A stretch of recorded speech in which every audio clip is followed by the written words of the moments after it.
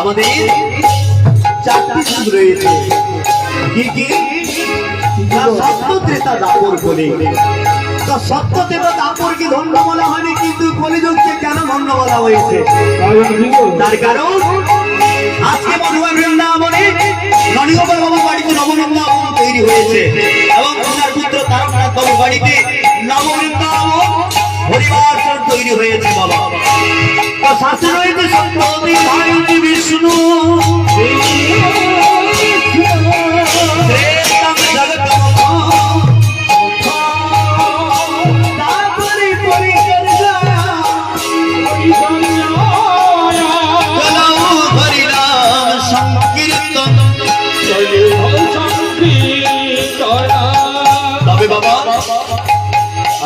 সত্যযুগে কি হয়েছিল? সত্যযুগে বিষ্ণু দ্বারা মুক্তি লাভ হয়েছিলেন। তারপরে ত্রেতা যুগ। ত্রেতা যুগে কি হলো না, ত্রেতা যুগে যাগযজ্ঞ করে আত্মা উদ্ধার হয়েছিলেন। তারপরে দাপর যুগ। দাপর যুগে আবার কি হলো না, পূজা অর্চনা করে মুক্তি লাভ হয়েছিলেন। তারপরে কি হলো? তারপরে এলো ধরাপরি যুগ। আমার চৈতন্য মহাপ্রভু নদিয়ার মধ্যে জন্মগ্রহণ করে মানুষের অল্প করবার জন্য একখানি সমস্ত অস্ত্র আমাদের দিয়ে গেছেন। তার কারণে চৈতন্য চরিতামৃতে কবিরাজ গোস্বামী প্রমাণ করলেন, হরের নাম হরের নাম হরের নাম